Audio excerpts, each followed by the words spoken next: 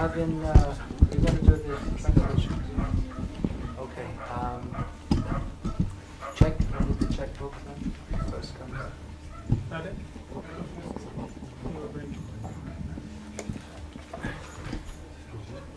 Jai Radha Madhava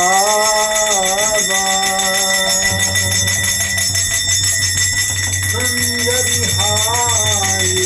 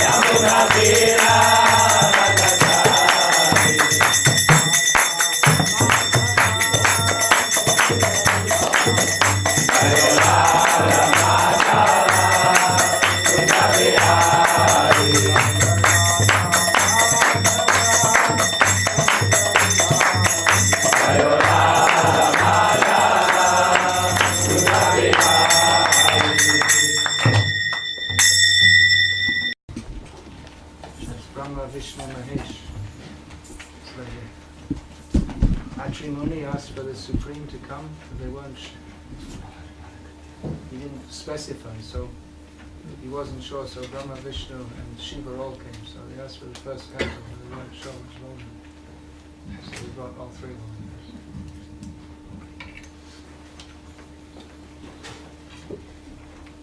Vidyagati Prabhu, could you get some of my books, including that new pilgrim? You have some copies of it? I don't have this pilgrimage. You didn't get it? No, not yet.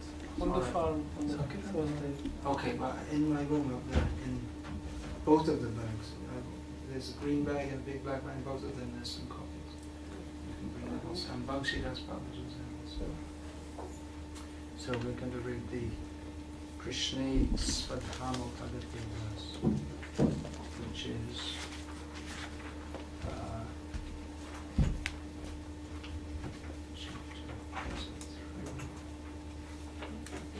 chapter 3, text 43. Čteme Šrimad-Bhagavatam, první kapitola 3. šloka číslo 34. Om Namo Bhagavate Vasudevaya. Om Namo Bhagavate Vasudevaya. Om Namo Bhagavate Vasudevaya. Om Namo Bhagavate Vasudevaya. Om Namo Bhagavate Vasudevaya. Om Namo Bhagavate Vasudevaya. Srimad-bhagavatam, Canto 1, Chapter 3, Text 43. Translation and commentary by His Divine Grace A.C. Bhakti Vikasa Swami. Čteme Šrimad-Bhagavatamu, zpěv první kapitola 3. šloka číslo 43 a význam, překlad a význam Šri Prabhupády. Those of you who know can chant after me. Kteří znají tenhle verš, tak můžou opakovat po mně. Krishne Swadhamo Bhagate. Krishne Swadhamo Bhagate. Dharma Jnana Dibhi Saha. Dharma Jnana Dibhi Saha. Kalo Nashta Drisham Esha. Kalo Nashta Drisham Esha. Puranarko Dhunoditaha. Puranarko Dhunoditaha. Krishne Swadhamo Bhagate. Krishne Swadhamo Bhagate. Dharma Jnana Dibhi Saha. Dharma Jnana Dibhi Saha. Kalo Nashta Drisham Esha. Kalo Nashta Drisham Esha. Puranarko Dhunoditaha. Puranarko Dhunoditaha. Translation. This Bhagavat Purana is as brilliant as the sun, and it has arisen just after the departure of Lord Krishna to his own abode, accompanied by religion, knowledge, etc.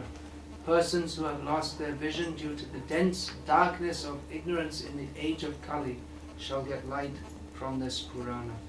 Tato Bhagavata Purána září jako slunce, vzešla bezprostředně poté, co se pán Šri Krishna navrátil do své vlastní říše, doprovázen náboženstvím, poznáním a tak dále. Lidem, kteří vlivem hluboké temnoty, nevědomosti tohoto věku Kali pozbyli veškerou schopnost vidět, přinese světlo tato Purána. Význam. Pán Šri Krishna se ve své věčné říši Dhámu těší spolu se svými věčnými společníky a příslušenstvím věčnému blahu.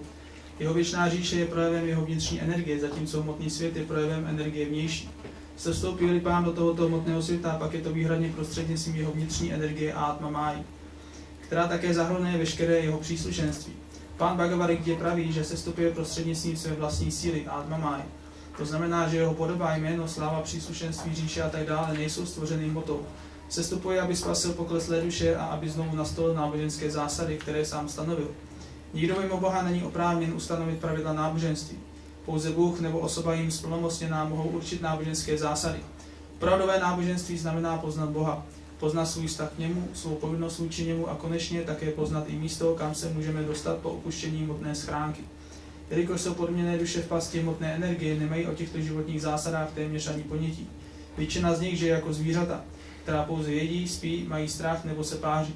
Pod rouškou zbožnosti, poznání a spasení se vlastně věnují jen smyslovým pohybu a pod vlivem tohoto věku sváru Kali-jugy jsou podměněné duše zaslepeny ještě víc.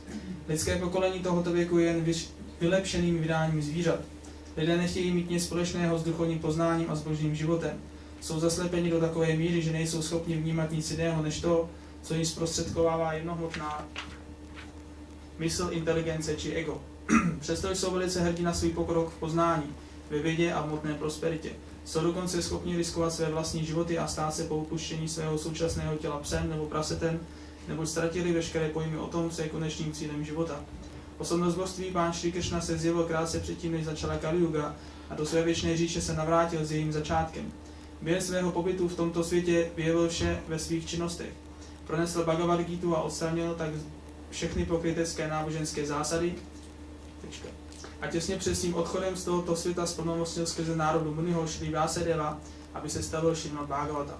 Bhagavad Gita a Srimad-bhagavatam jsou tedy proto jako pochodně dávající světlo zaslepeným lidem tohoto neblahého věku. Jinými slovy, chtějí lidé v tomto věku Kali uzřít opravdové světlo života, pak je zcela nevyhnutelné, aby se obrátili na tato dvě díla. Jen tak dovrší své lidské poslání. Bhagavad Gita je předběžným studiem pro pochopení Srimad-bhagavatamu. Srimad-bhagavatam je sumum bonum života, Pán Šrí Kršna. Bhagavatam samotný je nutno přijmout jako přímé zastoupení Pána Kršny. Ten, kdo je schopen vidět Srimad-bhagavatam, je tak schopen vidět Kršnu osobně, protože jsou totožní. This is a well-known verse within the Srimad-Bhagavatam. To je velice známý verš ze Srimad-bhagavatamu. It's one of the several verses within Srimad-Bhagavatam describing the glories of Srimad-Bhagavatam. Je to jeden z veršů ze Srimad-bhagavatamu, který popisuje slávu Srimad-bhagavatamu. In modern literature, if within the book the writer wrote that this book is wonderful, you would think that the writer was being very egoistic. Že v moderní literatuře, když nějaký spisovatel řekne, že nepíše o té své knížce, že je velice úžasná, tak my si budeme myslet, že to je velice egoistický autor. But that's normal in Sanskrit prayers and in literary compositions. Ale v sanskritských modlitbách a literárních kompozicích je to velice normální. There is fal shruti, that means that what benefit you will get from reciting this or reading this. Takže jaký benefit získáme z toho, když tohle budeme recitovat? Shri Gurvashtakam Etaduchai Brahma Mahurti Patati Prayatnad. That's stated about the Gurvashtaka, the prayers we sing every morning. That those who rise and during the early morning of the hours, the Brahma Mahurta, they chant this loudly.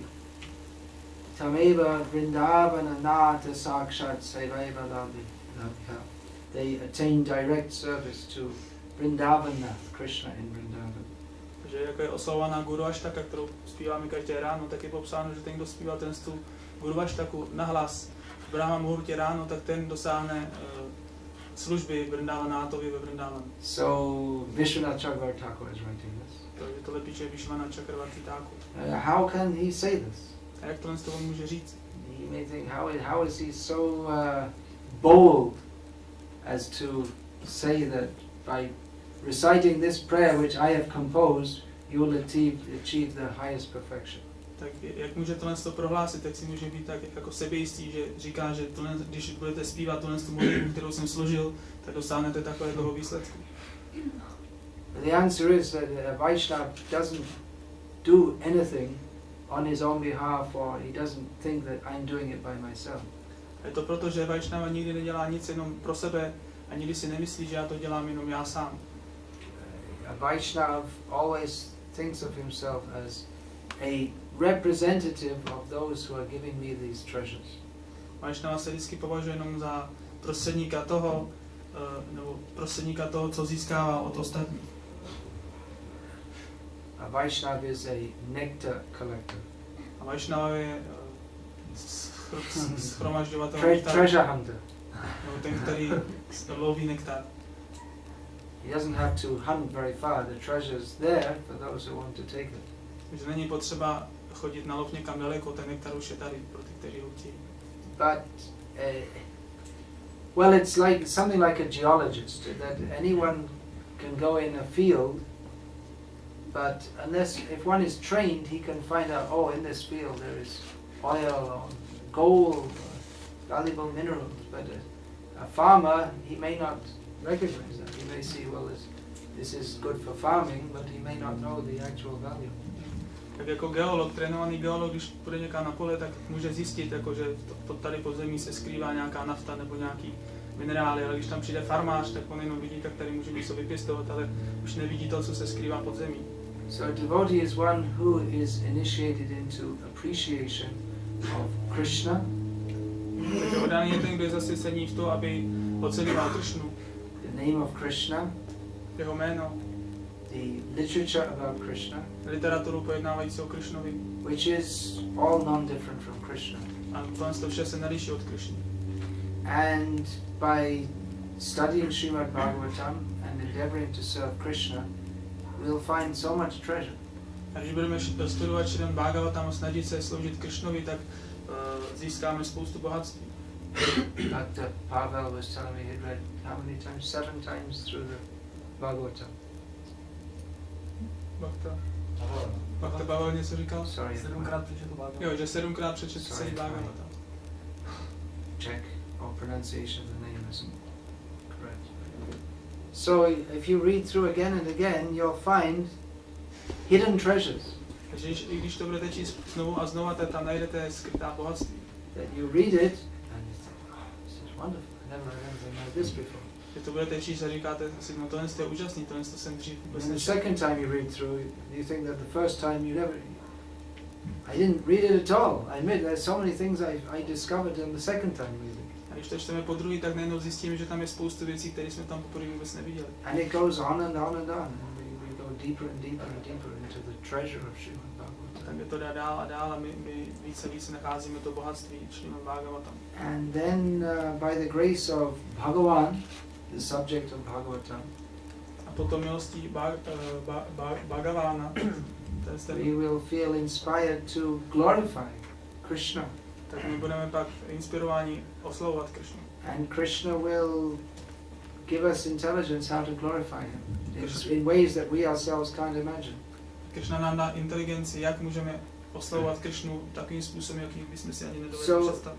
Vyasadeva, who is the writer of this Srimad-Bhagavatam, is glorifying Srimad-Bhagavatam. Takže Vyasadeva, který sestavil ten Bhagavatam, který oslavuje Bhagavatam. Because he doesn't think it's my property or my creation. He thinks I'm a servant who am simply delivering this knowledge. Takže on ví, že já nejsem jako ten, kdo vlastní ten Bhagavatam, ale já jsem jenom jako médium, které sestavil ten Bhagavatam. It's a completely different approach to writing literature than that of the in the modern era. Že to je úplně jiný přístup k tomu, jak se píše literatura, než třeba známe z dnešní doby. That someone tries to write something creative or different and then take the credit for it. Takže někdo se snaží velice kreativně něco napsat a pak z toho získat pro sebe prospěch. But in the Vedic tradition, one repeats what he is. His glory is in repeating what he has heard. Ale ve védské literatuře znamená, že sláva autora je z toho, že opakuje to, co on slyšel. And if you invent something, that is condemned. A když si tam přimyslí něco nového, tak je pak odsouzen. Zavrhnut. Of course, one may have some realization, Samozřejmě někdo může získat nějaké realizace. but it has to be based on that which is given by the previous great authorities. Ale tyhle realizace musí být založeny na tom, co dávají předešlé autority. And instead of trying to show oneself that, well, I'm a great author and I'm going to win a what is that, Pulitzer Prize, Booker Prize, there are different prizes for writing. Místo toho, aby se snažil, jako já teď chci získat tu cenu pro prostě autora různých knih a tak dále. The writers present themselves simply as servants. Tak ten autor, vlastně duch z té literatury se prezentuje jako služebník. Krishnadas Kaviraj Goswami, in writing Chaitanya Charitamrita, says that I'm simply presenting a few drops from a great ocean. I don't really know what I'm doing, but somehow or other this is all coming through me. Jako Krishnadas Kaviraj to Chaitanya Charitamrita, tak on říká, já tady prezentuji jenom pár kapek z nektaru, ve skutečnosti já ani nevím, jak se to všechno děje, ale nějakým způsobem to jde skrze mě. And we'll find many of the thousands and thousands of songs in the Gauriya Padavali, which the Bengali kirtan tradition. The author just doesn't give his name, or he just calls himself a fallen servant of Krishna. He identifies himself like that. Tak jako Gauriya Padavali, kde tisíce a tisíce vajšnavských písní, tak tam v těch textech většinou nenajdeme jméno autora, který skládal tyhle písně, jenom tam vždycky najdeme, že ten, kdo zpíval tuhle píseň nebo složil tuhle píseň, tak je velice pokleslý. So Vyasadeva is glorifying Srimad-bhagavatam. Že Vyasadeva zde oslavuje Srimad-bhagavatam. He's writing it and he's saying, oh, it's so wonderful. Že on píše, že ten Bhagavatam je tak úžasný. Because he's not wanting to take credit for himself, but he's giving credit to Bhagavan, who is the subject matter of Bhagavatam. Že on nechce brát ten kredit pro sebe, ale on dává vlastně ten kredit Bhagavánovi, kterému This Bhagavatam is eternal and Vyasadeva is compiling and he's glorifying. This is so amazing. Že Bhagavatam je věčný a Vyasadeva, který ho složil, tak je jenom z toho velice úžasný.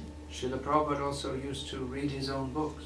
Srila Prabhupada také často četl své knihy. He used to say, oh, these books are so wonderful.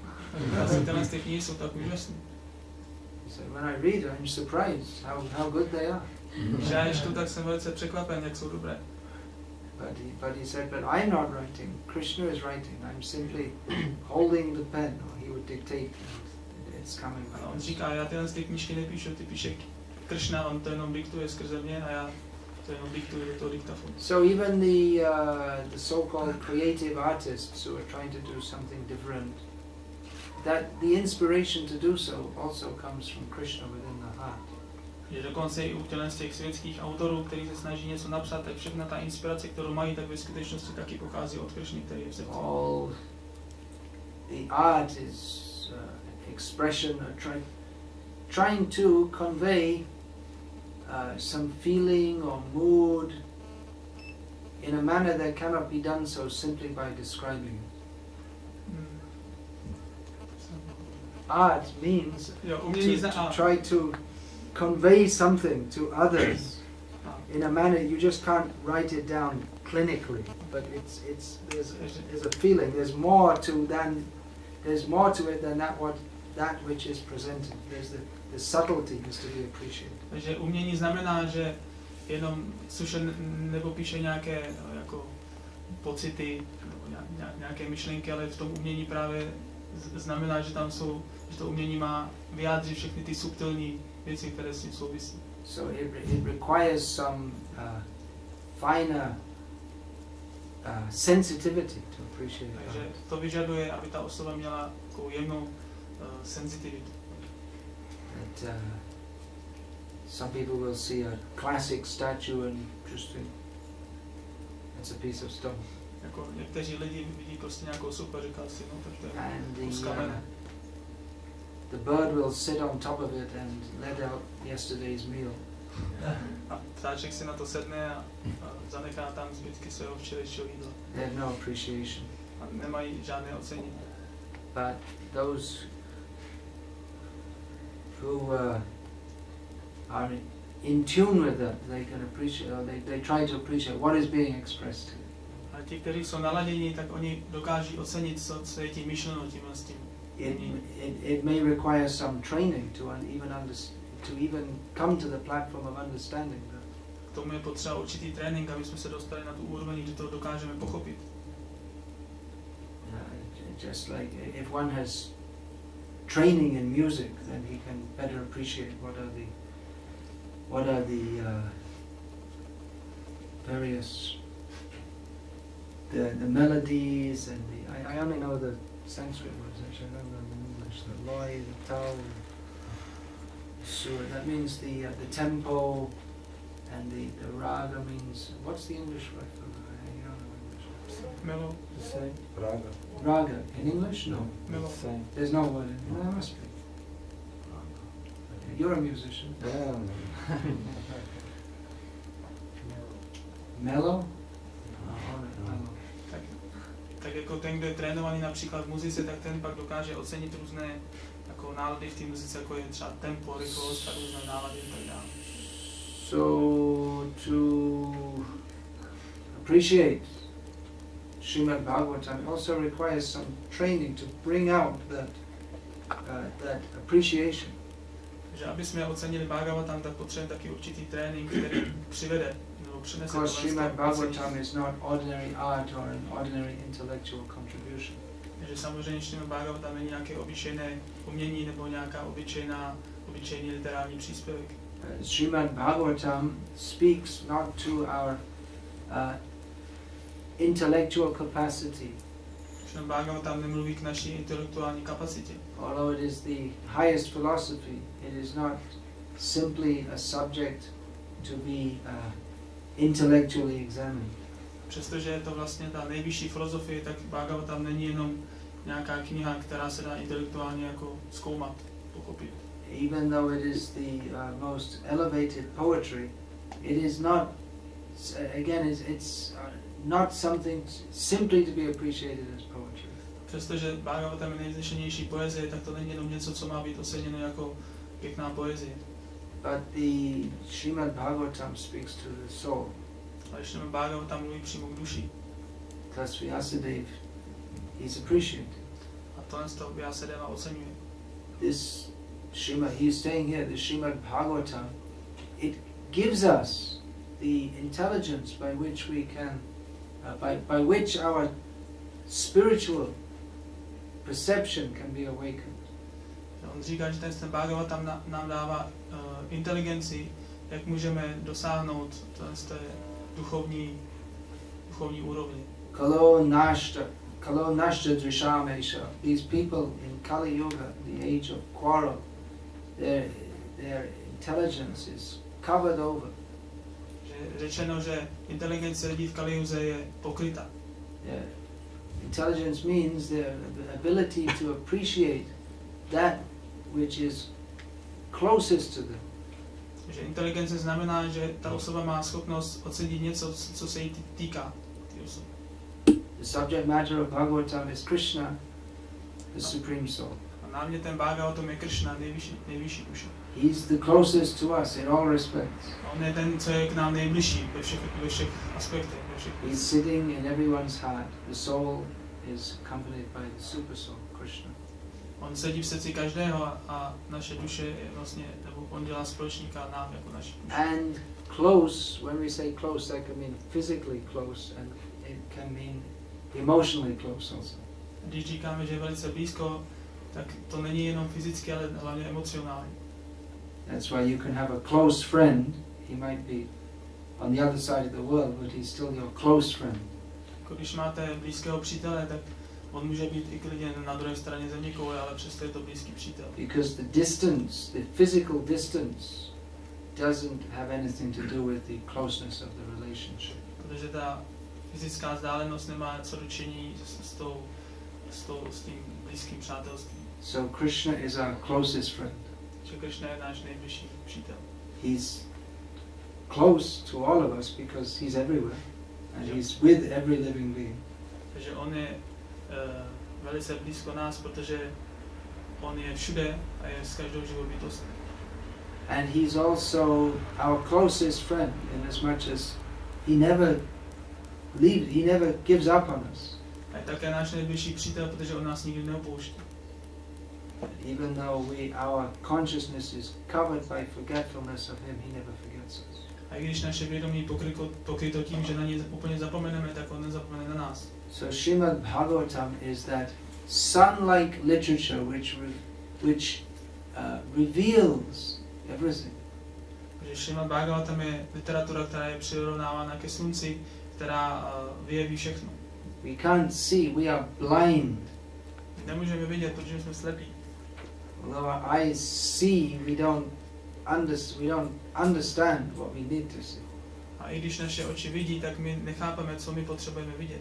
We see everything in the world, but we don't see Krishna. My vidíme všechno v tomhle světě, ale nevidíme Krishnu. Krishna is everywhere, but due to our lack of closeness to Krishna, because we're not cultivating closeness to Krishna, then we never see him. Že my vidíme spoustu věcí, ale díky tomu, že my nekultivujeme ten náš vztah, tu naši blízkost ke Krishnovi, tak my ho nikdy nevidíme. So Srimad-Bhagavatam gives us the knowledge by which we can see Krishna. Když Šrimad-Bhagavatam dává poznání, jakým způsobem můžeme vidět Krishnu. And of course not just see him. A nejenom ho vidět. Many people say, can you see God, or can you show me God? Jako hodně lidí říká, tak vy vidíte Boha, nebo můžete mi ukázat Boha. But it's not just a matter of seeing. A to není otázka toho vidět ho. If you have a close friend, it's no, you just don't just look at them. Když máme blízkého přítele, tak to není jenom to, že se na ně pořád koukáme. But there is so many interactions. Je tady spoustu různých vztahů. That's friendship is composed of how we interact with each other. Přátelství se skládá z toho, jakým způsobem mezi sebou jednáme.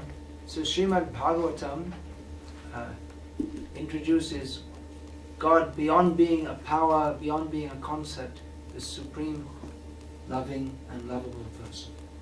Takže Šrimad-Bhagavatam ustanovuje jako Boha jako nejvyšší milující osobu.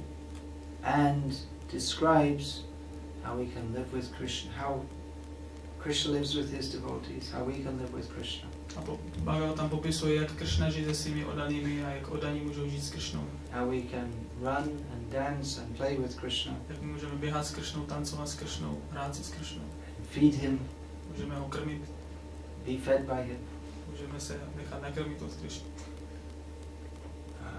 Srimad-Bhagavatam gives all the knowledge to understand Krishna. Srimad-Bhagavatam dává veškeré poznání o tom, jak pochopit Krishnu. And reintroduces him to us as our very greatest friend.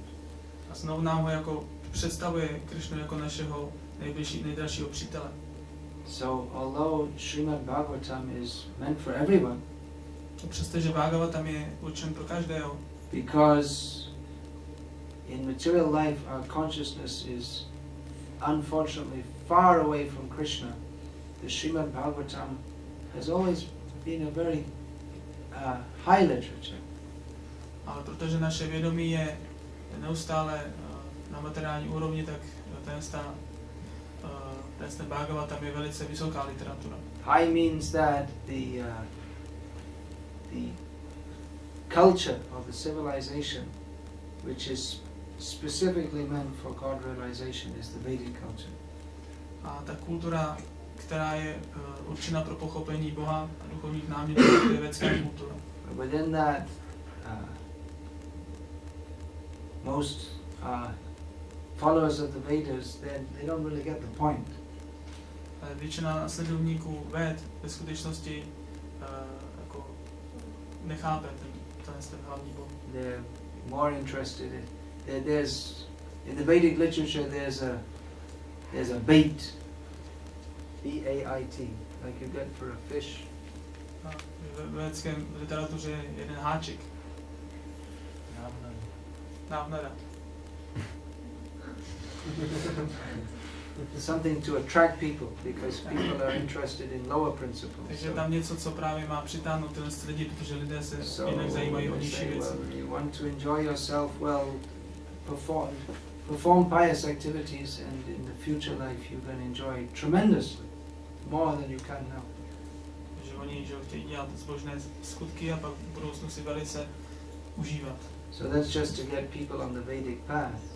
Že ten je tady stanoven jenom proto, aby lidé následovali védskou cestu. And having gotten on the path, then they have to come to the stage of realizing that, well, actually there's no real pleasure in this material world anyway. A jakmile se dostanou pak na tuto cestu, tak oni mají pak pochopit, že ve skutečnosti v tomhle materiálním světě není žádný jako požitek. So let's try to get liberated from it. Takže radši se budeme snažit se osvobodit z tohohle. And generally that's considered, that's very high, that's the highest level of Vedic understanding. A to osvobození je často považováno jako velice vysoký stupeň. But even way above that is the activities in the liberated position, loving exchanges with Krishna. Ale mnohem nad tím jsou činnosti v osvobozeném stavu, což jsou láskyplné výměny s Krishnou. So that is specifically described in the Srimad-Bhagavatam.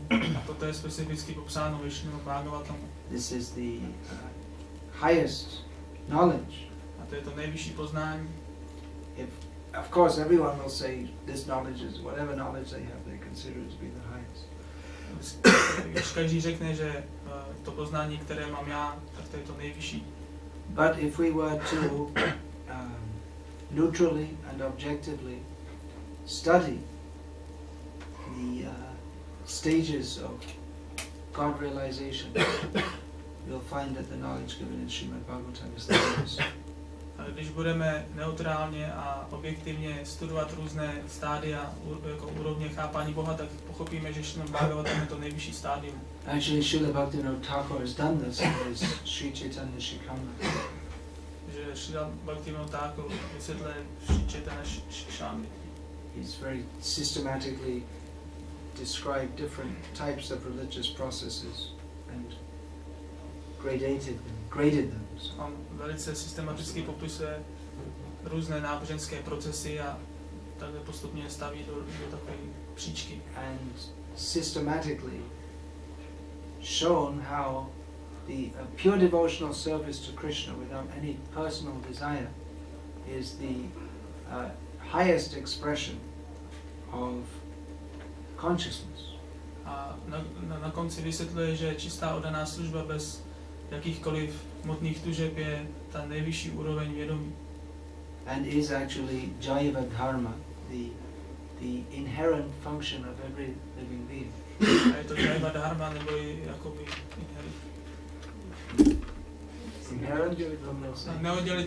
neoddělitelná jako vlastnost živé bytosti. And the same subject matter he is described in another book, Jaiva Dharma, presenting from a different angle, comparing with different philosophies and religious processes. Tam se samá věc je pak vysvětlena právě v té knize Jaiva Dharma, kde je to vlastně zase srovnáváno s dalšími ostatními. So this Srimad-Bhagavatam is a very rare book. Takže Srimad-Bhagavatam je velice vzácná kniha. In as much as it can be appreciated by persons of purified consciousness. Může být oceňována jenom osobami, kteří mají očištěné vědomí. At the same time, every person has by birthright the opportunity to enter into that, because every person is part and parcel of Krishna. A na druhou stranu každá osoba, která se narodí v tom lidském těle, tak ona má taky tu možnost vychutnat ten nektar, protože každá živá bytost je součástí Krishny. I just thought to speak on this verse just before the Arati. Takže já jsem přemýšlel, že budu mít na ten verš přímo před tím Arati. When Gadadha Prabhu came into the room I'm staying in, když jsem přišel do pokoje, kde Maharaj zrovna byl, looking as brilliant as the sun. Prý jsem vypadal zářivý jako Here in this verse is described this Bhagavad Purana is as brilliant as the sun. Ten verš ukazuje, že Bhagavad Purana je zářící jako slunce. And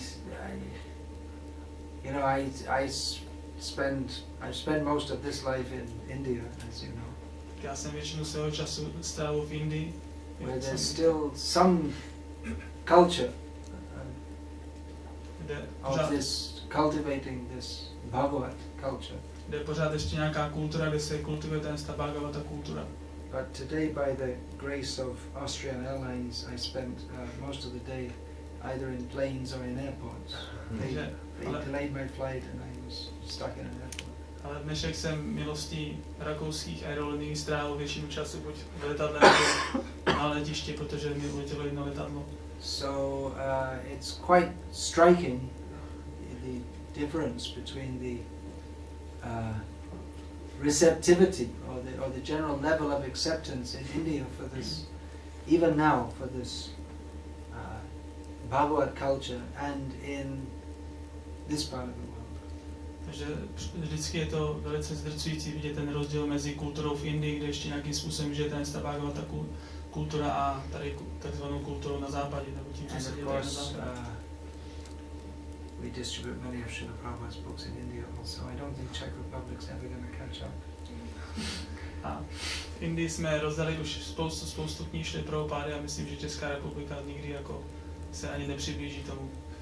Although in terms of books distributed per head of population, Czech's got to be ahead because India is after all a huge population. Ale když to vezmeme jako z průměru, kolik bylo rozdaných knížek na osobu, tak Česká republika určitě bude zase na tom mít. But then it is relatively easier to distribute books in India. A v Indii je relativně jednodušší rozdávat knihy. Because people have some respect, at least many of the people have some respect and some inclination for this by their very culture. Protože lidé mají k tomu respekt a mají určité jako inklinace k té kultuře, že se v tom narodili. It's quite amazing how so many of these books are being distributed in countries where it's from the average person's point of view something very foreign.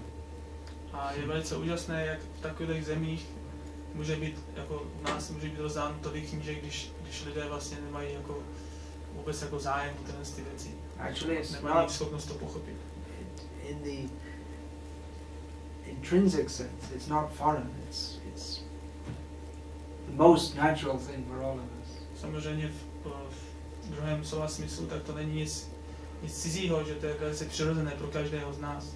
It's most natural for everyone to be close to Krishna, who is our best friend, and be happy in Krishna consciousness. To je to nejpřirozenější pro každého být jako blízko ke Krishnovi a být jeho, aby Krishna byl jeho důvěrný přítel.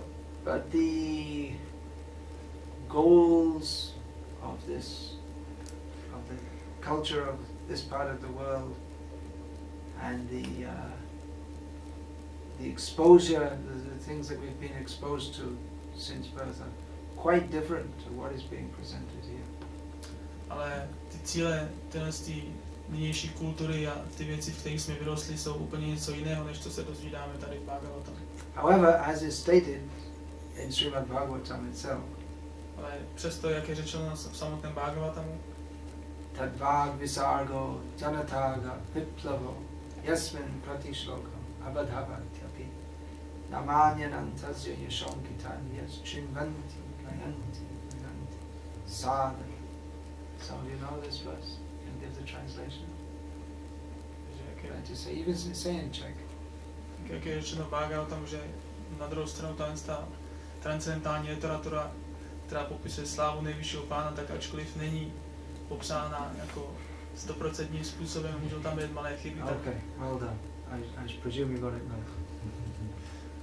Gadadhar was reciting Srimad-bhagavatam. Gadadhar Pandit used to read to Chaitanya Mahaprabhu daily. Gadadhar Pandit každý den četl Bhagavatam Chaitanya Mahaprabhu. So it's stating that this Srimad-bhagavatam is a different kind of literature to that literature which is glorifying the names, the shapes and the feelings of this material world. Je řečeno, že Bhagavatam je úplně jiná literatura, naše literatura, která oslavuje jména a podoby tohle z toho materiálního světa. Although materialistic literature can give us some insights into the feelings and perceptions on the materialistic platform, the Srimad-Bhagavatam is a different kind of literature altogether. Že i když ta materiální literatura nám může dát nějaké pohledy na různé pocity a prostě události v tom materiálním světě, tak Srimad-Bhagavatam je úplně jiný druh literatury. And it has the potency to create a spiritual revolution in the misguided lives of a sinful population. Srimad-Bhagavatam má v sobě tu schopnost udělat revoluci v té svedené lidské společnosti. Because every verse is describing the glories of the unlimited Lord. Protože každý verš popisuje slávu neomezeného Pána. And therefore, purified persons, they like to hear this. A proto očištěné osoby chtějí tohle naslouchat. To repeat it. Chtějí tohle opakovat. And to accept it. A chtějí to přijmout. This message. So this Srimad-Bhagavatam was written down, collected and compiled and written through Ganesh by Srila Vyasadeva. Where's that book? Pilgrimage? Tento Srimad-Bhagavatam byl napsán a skolektován Ganeshem. There's Vyasadeva in his cave. Tady na této fotce je Vyasadeva ve své jeskyni. In Bhadrakashram in the Himalayas. Bhadrakashram v Himalaji. And 5,000 years ago he wrote this down. před 5000 lety tohle to sepsal. Nowadays we go to Bhadrik Ashram by driving.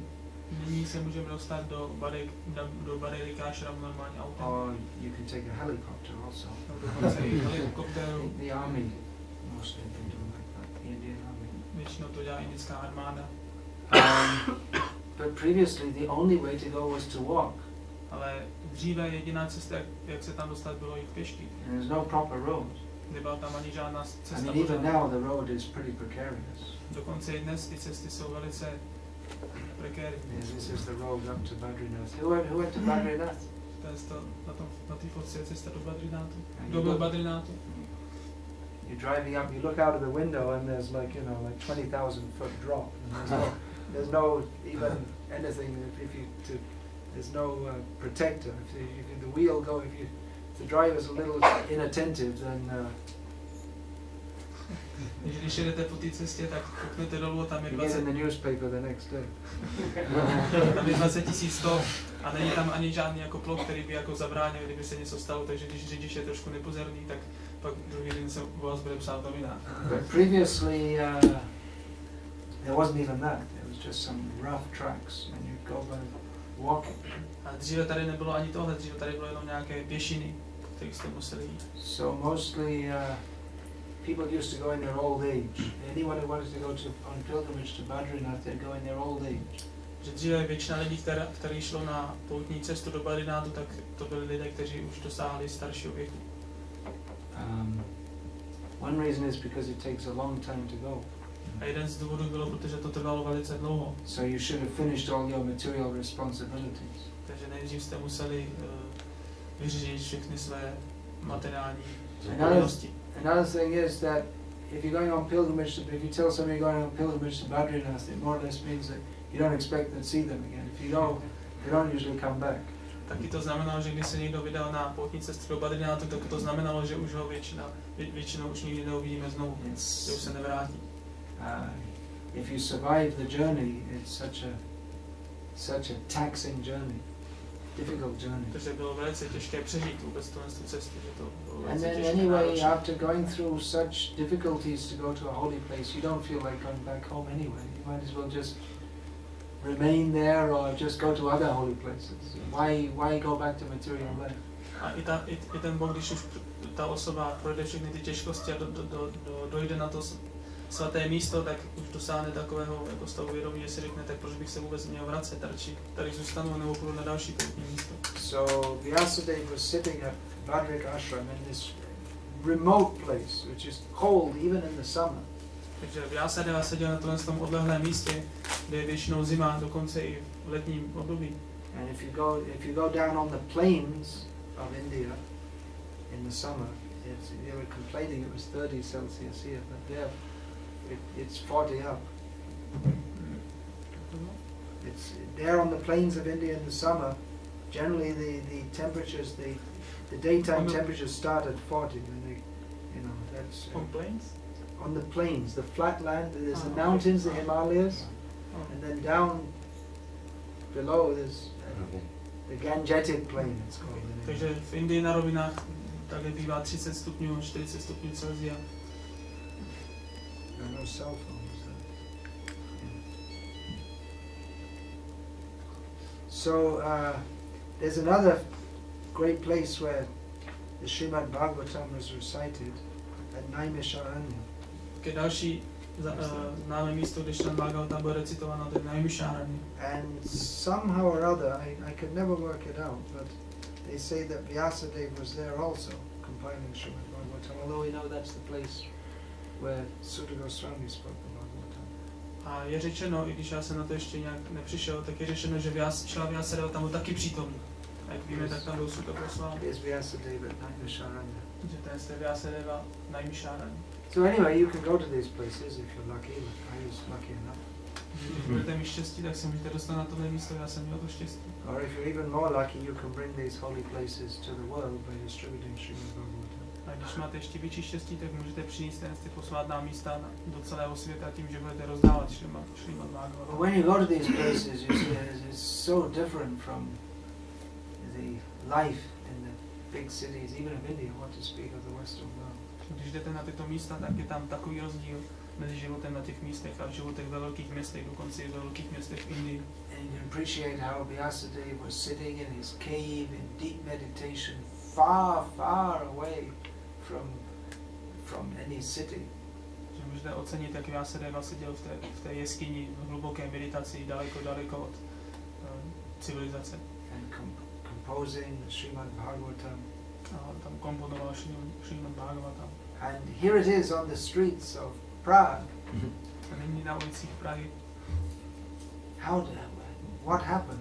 How did that ancient text become translated in Czech language and be distributed in Prague? Jak je to vůbec možné, že ten dávný text, který je teď přeložený do češtiny, se rozdává v ulicích Prahy? Well, there was a great plan. Takže tady je velký plán zatím. Vyasadeva is Trikala Darshi. He sees past, present, and he has the ability to see past, present, and future. Že Vyasadeva je Trikala Darshi, že on může vidět minulost, přítomnost a budoucnost. Thus he was able to compile Srimad-bhagavatam, Takže on byl schopný zkomponovat ten Bhagavatam, in which he describes the history of the universe, even going back thousands and millions of years to the creation, and even before the creation.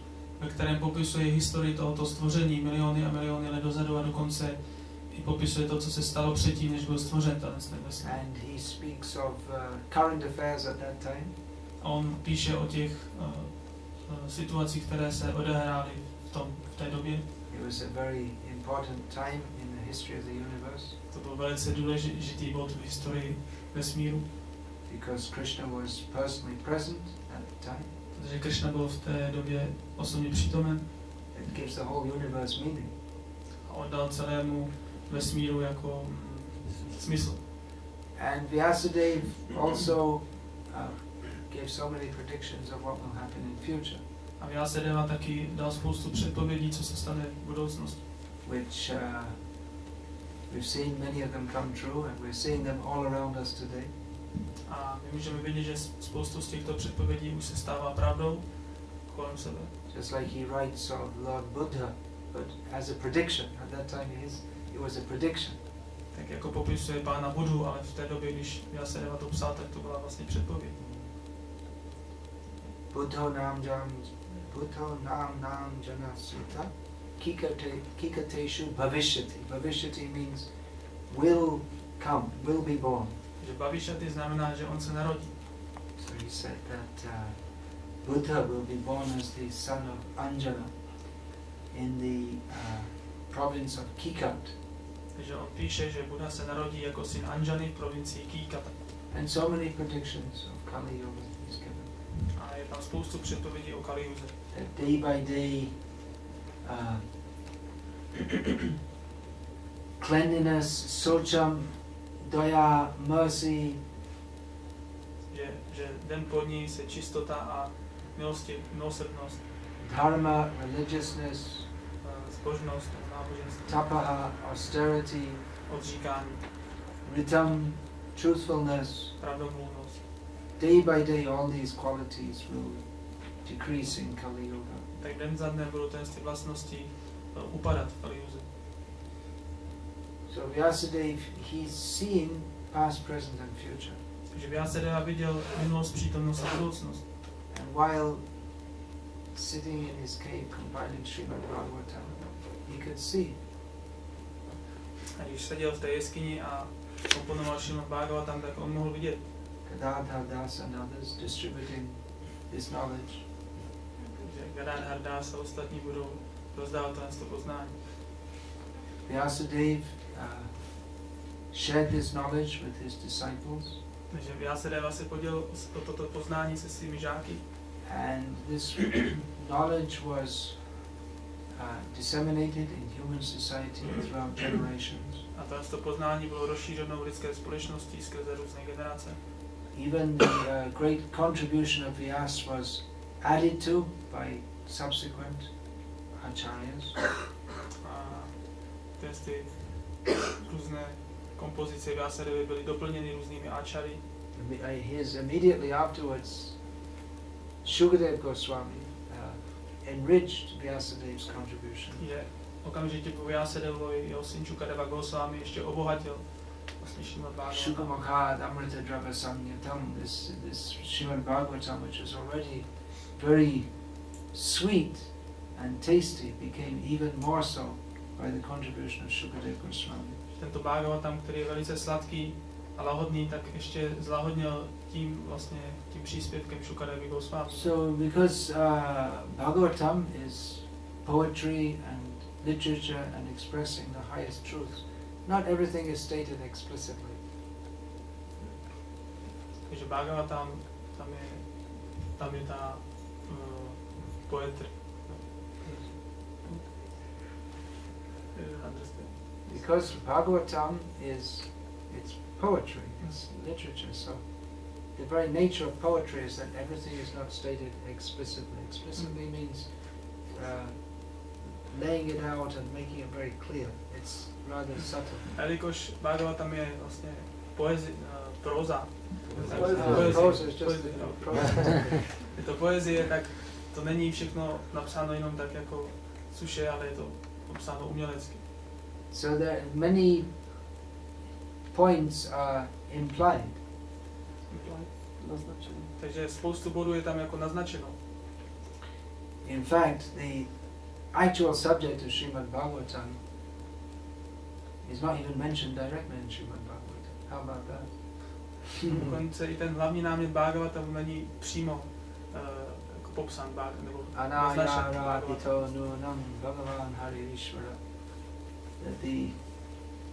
The whole Bhagavatam focuses on Krishna, but then Krishna focuses on Radha, and her name is not even mentioned in Bhagavatam.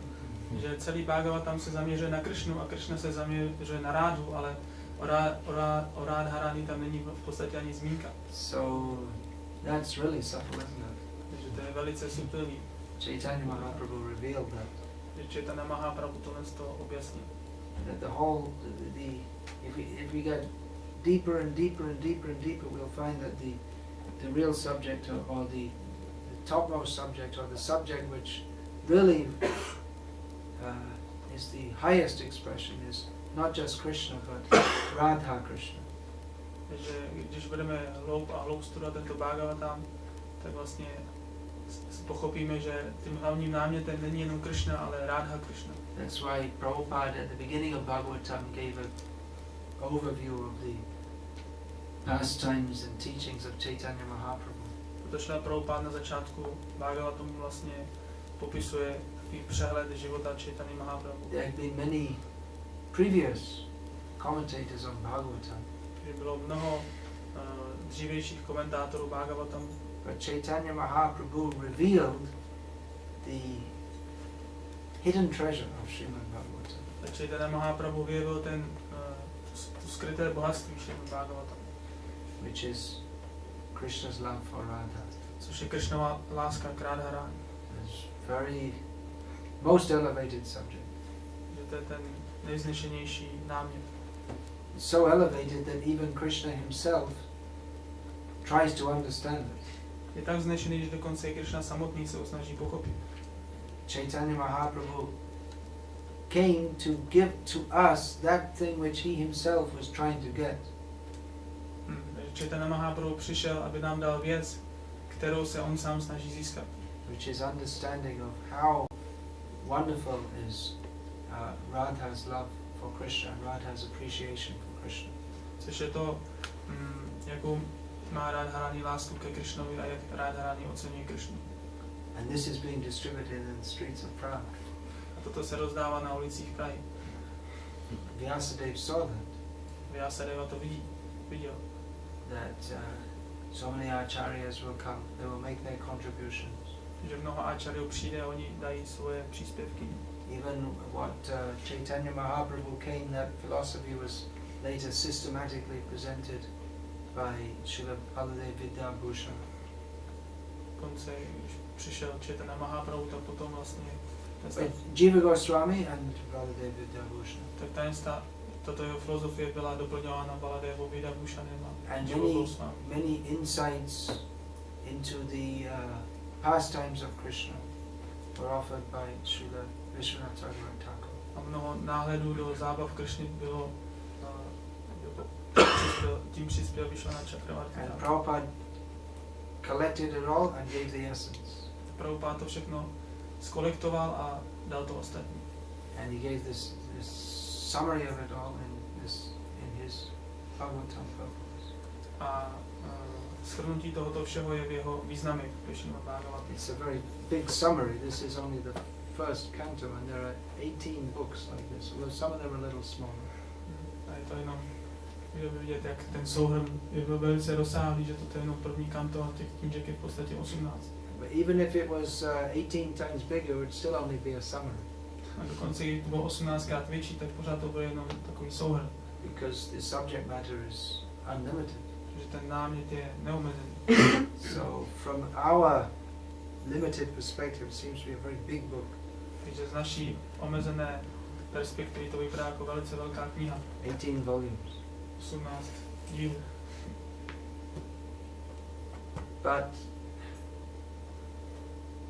from the perspective of the unlimited, even if it was 18,000 times bigger, it would still only be an introduction.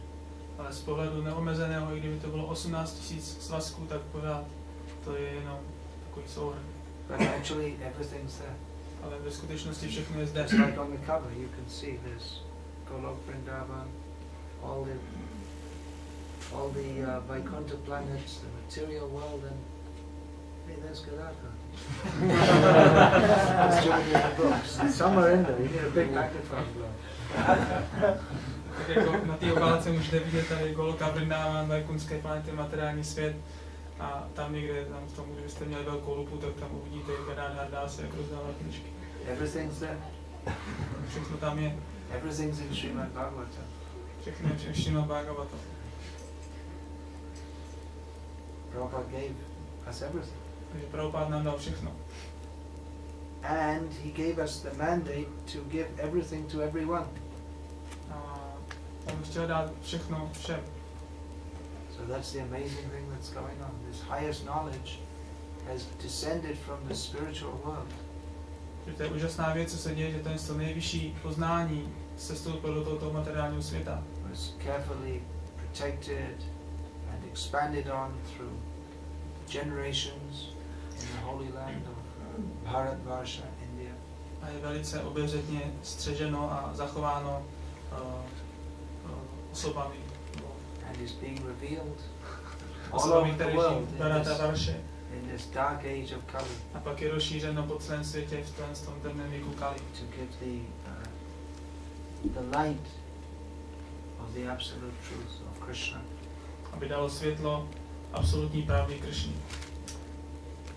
So it's amazing how these books are being distributed. Takže to je úžasné, jak ty knihy se rozdávají. If people don't choose to read these or to purchase such books, I mean by themselves, they don't just choose to purchase. Ty lidé sami o sobě, oni se nerozhodnou, aby si koupili tyhle knihy.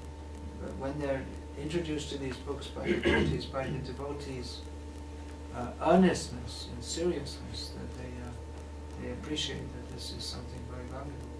Ale když ty knihy jsou jim představeny oddanými a oddaní mají velkou touhu a jako jim dát tyto knihy, tak oni ocení tyto knihy, začnou oceňovat tyto knihy a pořídí si je.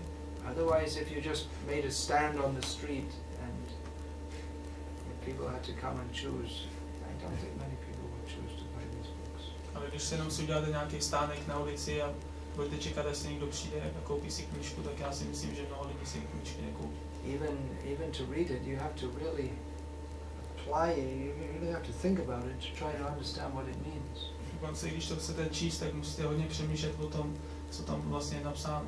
Although Srila Prabhupada has presented in relatively simple language, it's still the concepts, again, they're quite foreign to the average person. Že když Srila Prabhupada to vysvětluje velice jednoduchým způsobem, tak přesto je to velice něco vzdáleného pro obyčejné osoby. Just like I'll read the first sentence. I just opened on page 99. Jako teď jsem otevřel stránku 99 a čtu první větu. The first sentence. There are different occupational activities in terms of man's different conceptions of life. A je řečeno, že jsou různé různé činnosti, přerušené činnosti, co se týče různých lidských. It's not so easy to understand, is it? There are different occupational activities in terms of man's different conceptions of life. Co se týče různých představ o životě jako lidí. So, it's not like reading some novel just to, pass away some, že čteme just to pass time. Nějakou novelu a nějaká zábava. You really have to apply your intelligence to understand it, and even then it's difficult to understand. Že musíte opravdu použít svoji inteligenci, aby jsme to pochopili, a i tak je to velice těžké pochopit. But nevertheless, because these books have transcendental import, přesto tyto knihy mají transcendentální obsah, důležitost. because they speak ultimately not to the intellect but to the soul. Tak oni nemluví přímo k intelektu, ale oni mluví přímo k duši. They're having their effect. Tak oni mají svůj efekt. People are appreciating. Lidé je oceňují. And we can expect they will appreciate more and more. A my můžeme očekávat, že budou oceňovat více a více. So, Srila Prabhupada very much wanted that these Srimad-bhagavatams be distributed. Takže Srila Prabhupada si velice přál, aby tento Srimad-bhagavatam byl distribuován. Once devotees were asking which are the best books to distribute, he said Bhagavad Gita and Bhagavatam, first canto, second canto especially. Jednou se od ní ptali Srila Prabhupada, jaké knihy je nejlepší rozdávat, tak on řekl Bhagavad Gita a Srimad-bhagavatam první a druhé kanto. Of course all these books may be distributed. A samozřejmě všechny knihy mohou být rozdávány. This Bhagavad Gita seems very difficult, doesn't it? Ta Bhagavad Gita vypadá dost složitá, není to tak? Becoming fully Krishna conscious, one is freed from all dualities and thus is free from the contamination of the material modes. Ten, kdo se stane vědomým Krishny, tak je zproštěn veškerých dualit. But so many people take to Krishna consciousness, become devotees, especially by reading Bhagavad Gita as it is. A spoustu lidí, kteří přišli k vědomí Krishny a stali se oddaní, tak to bylo díky Bhagavad Gita. So, please go on distributing these books. Takže prosím, pokračujte, rozdajte tyto knihy. It's wonderful to discuss. Je to úžasné diskutovat o tom. The topics described here, so it'd be nice if there are more and more people to discuss it with. Je úžasné diskutovat o těch námětech v těchto knihách a je moc pěkné, když bude více a více lidí, s kterými o tom může mluvit. So much more to be said, but we'll continue tomorrow morning. Takže může být spoustu věcí o tom řečeno, ale můžeme pokračovat. There's no end to what's to be said. Tady není konec tomu, co by bylo řečeno. Shukadeva Goswami gave a summary by speaking non-stop for 7 days and 7 nights. Rama Goswami dal souhrn, když mluvil 7 dní a 7 nocí. Tak dá jenom souhrn toho, že. And Prabhupada wanted us to go on discussing morning and evening throughout our lives. Prabhupada chtěl, aby jsme o tom diskutovali každé ráno a každý večer skrze Formally, život. Formally morning and evening and the rest of the time. We just go on discussing also. Takže hlavně ráno a večer, ale pak po zbytek života to můžeme neustále diskutovat. Anyway, I'll finish here. Takže tady bych skončil. If there are one or two questions. Jestli jsou nějaká jedna nebo dvě otázky.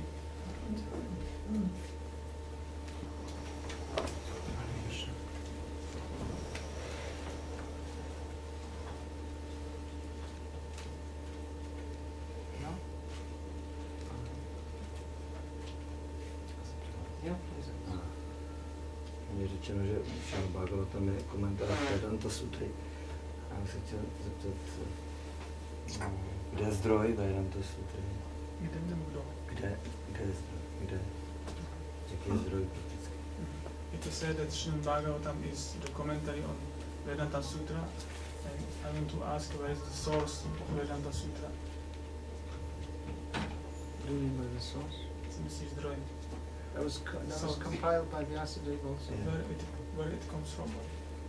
Vedanta Sutra is. What do you mean? What's the subject?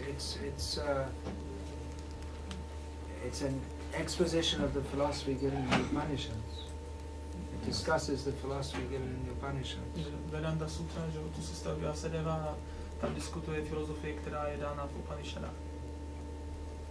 Which are the the Jnana Kanda, or the portion of the Vedas which gives spiritual knowledge. Které jsou součástí Jnana Kandy, neboli části, ve které dává duchovní poznání.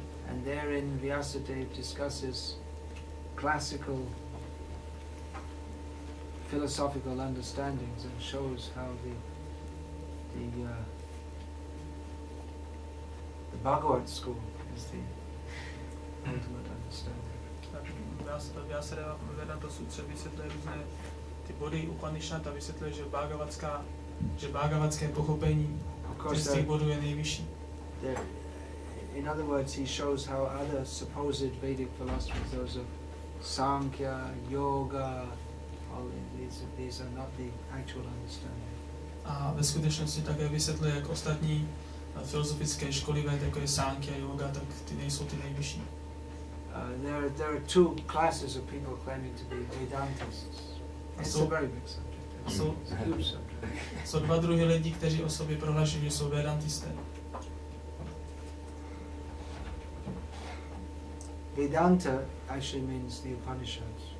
Vedanta ve skutečnosti znamená Upanishady. It means after studying all the karma kanda, after that, then you come to the actual subject matter which is given in the Upanishads. Znamená to, že poté, co prostudujete celou karma kandu, tak přijdete k námětům, které se diskutují v Upanishadách. And Vedanta Sutra is a collection of sutras or aphorisms which present the message of the Upanishads. A Vedanta Sutra je kolekce aforismů, které prezentují poselství Upanishad. So the commentaries by the acharyas on the Vedanta Sutra, they for each sutra they explain this sutra is this is based on this statement from the Upanishads, or they may give one or more quotes from the Upanishads. Když ačarové dávají komentáře na Vedanta Sutru, tak vysvětlují v těch svých komentářích tento statement, ten výrok je založený na tomto verši z Upanishad, na těchto citacích z Upanishad, a dávají tam jednu nebo víc citací. Just like the subject matter of Vedanta Sutra is introduced with Janmadhyasya yataha. Ten hlavní námět Vedanta Sutry je popsán v tomhle verši Janmadhyasya yataha. The absolute truth is the source of all emanations. Že absolutní pravda je zdrojem veškeré emanace. So this is a summary of the Taittiriya Upanishad statement. A tohle je souhrn výroku z Taittiriya Upanishad. Yatova imani bhutani jayante. That from which everything emanates. Že to je to, z čeho všechno emanuje. Yena jatani jivanti, that by which everything lives, exists. Díky čemu všechno existuje a žije. Yat prayatyapi samvishanti, that into which everything again enters or is destroyed. A je to do čeho všechno vstupuje, když je to zničeno. Tat vidyagasa, that is the proper subject of inquiry. Atato brahma jignasa. To je ten správný námět, na který bychom se měli dotazovat. Tat brahmeti, that is Brahma, that is the absolute truth. To je Brahma, nebo je absolutní pravda. So this covers the Atato Brahma Jignasa, the first sutra, and Janmadhyasya yataha, the second sutra of Vedanta Sutra. Že toto pokrývá tu první a druhou sutru. And the Srimad-bhagavatam is the explanation of the Vedanta Sutra. A Srimad-bhagavatam je vysvětlení Vedanta Sutry. Beginning with? Která začíná Janmadhyasya yataha. Janmadhyasya yataha.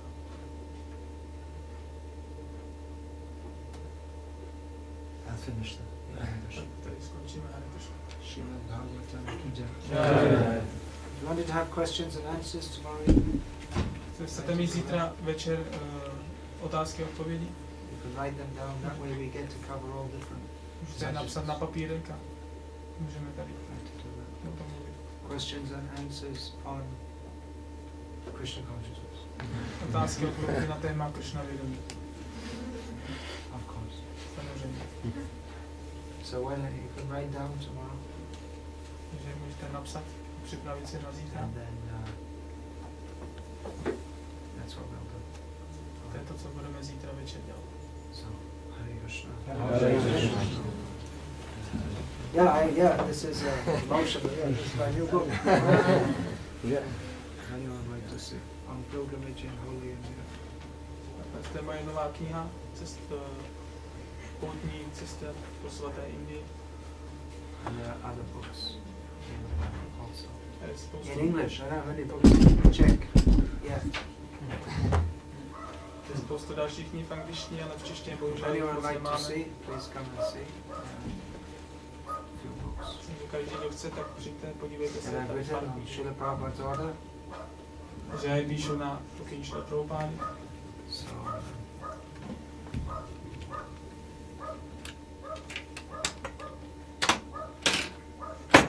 many devotees are expressing that they get a lot of inspiration and guidance from these books. Mnoho oddaných vyjadřuje to, že jsou velice inspirováni těmito knihami. They're not by any means a substitute for Prabhupada's books, but a complement to them. Takže oni samozřejmě nejsou náhražkou za knihy Šrila Prabhupády, ale jsou jenom taky doplňkem. Like this I one. have this. I like it. I like it too. Tato kniha od Chaitanya Mahaprabhu je velice oblíbená. I like all of these books. I think they're great. Já mám rád všechny tyhle knižky. Now you know why